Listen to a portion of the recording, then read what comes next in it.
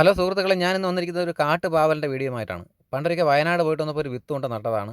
ഇപ്പോൾ ദാ ഇതുപോലെ എല്ലാ വർഷവും ഇതുപോലെ ഇങ്ങനെ മെത്ത പോലെ പിടിച്ച് കിടക്കും. ഒരു ഏപ്രിൽ മെയ് ആകുമ്പോഴേ ഇത് പോയി കഴിഞ്ഞാലും വീണ്ടും അതുപോലെ തന്നെ പിടിച്ച് വരും. ഒരു സംരക്ഷണവും ആവശ്യമില്ല. ഒരു ഓലയൊക്കെ ഇട്ട് കൊടുത്തു കഴിഞ്ഞാൽ അതിന് വളരെ സന്തോഷം അതിൽ പിടിച്ച് കയറിക്കോളും. ഇതിനകത്ത് കായ ഉണ്ടെങ്കിൽ നമുക്ക് അറിയാൻ പറ്റില്ല കേട്ടോ. ഇതിൻ്റെ ഇല ഇങ്ങനെ മാറ്റി നോക്കണം. ഈ വർഷം തന്നെ എത്രയെങ്കിലും കിലോ നമ്മൾ ഇതിൽ നിന്ന് പറിച്ചെടുത്തിട്ടുണ്ട്. ഇത് കാൽസ്യം, അയൺ, പ്രോട്ടീൻ കണ്ടന്റുകൾ ഒരുപാടുള്ള ഒരു പാവലിനമാണ്. ഇതിന് ഉണ്ട പാവലെന്നും ഔഷധ പാവലെന്നൊക്കെ പറയും. ഷുഗർ ഉള്ളവർക്ക് മറ്റ് പാവലിനെ അപേക്ഷിച്ച് ഇതിന് ഗുണം കൂടുതലാണ്. പണ്ട് ഇത് എല്ലായിടത്തും ഉണ്ടായിരുന്നതാണ്, പക്ഷേ ഇപ്പോൾ ഇത് വളരെ റെയറാണ്, എങ്ങും കാണാനില്ല. ഇതിൻ്റെ വിത്ത് വേണമെന്നുള്ളവർക്ക് കമൻറ്റ് ബോക്സിൽ അഡ്രസ്സ് ഇട്ട് കഴിഞ്ഞാൽ ഞാൻ അയച്ചു തരും. ഇതിൻ്റെ പാചകം വളരെ ഈസിയാണ്. ഞാനത് ഫ്രൈ ചെയ്തെടുക്കാനാണ് പോകുന്നത്. കനം കുറച്ച് അരിഞ്ഞെടുത്തതിന് ശേഷം കുറച്ച് പച്ചമുളകും ഉപ്പും മാത്രമാണ് ചേർക്കുന്നത്. നിങ്ങൾക്ക് വേണമെങ്കിൽ ചെറുതായിട്ട് മഞ്ഞൾപ്പൊടിയോ മുളക് പൊടിയോ ഒക്കെ ഇഷ്ടത്തിനനുസരിച്ച് ചേർക്കാം.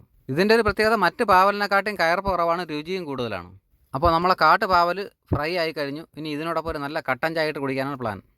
ഞാൻ കട്ടൻ ചായ അഥവാ ബ്ലാക്ക് ടീ ഉണ്ടാക്കുമ്പോൾ ഒരു ഓൾ സ്പൈസിൻ്റെ ഇലയും 2-3 ഗ്രാമ്പൂവും കുറച്ച് കറുകപ്പട്ടയും ഏലക്കയും എല്ലാം ചേർക്കും. അത് ഗ്ലാസ്സിൽ ഒഴിച്ചിട്ട് നമ്മൾ ചുണ്ടിലോട്ട് അടുപ്പിക്കുമുണ്ടല്ലോ, നല്ലൊരു സുഗന്ധമായിരിക്കും. അറിയാതെ ഒരു ചിരി നമ്മളെ മുഖത്ത് വരും. അപ്പോൾ കട്ടൻ ചായയും കാട്ടുപാവൽ വറുത്തതും കോമ്പിനേഷൻ കൊള്ളാം സുഹൃത്തുക്കളെ. കിട്ടിയാൽ നിങ്ങളും ട്രൈ ചെയ്ത് നോക്കുക. ഇതുപോലുള്ള നല്ല വീഡിയോകളുമായി ട്രിപ്പാണെങ്കിൽ ഞാൻ ഉടനെ വരും. വീണ്ടും കാണാം.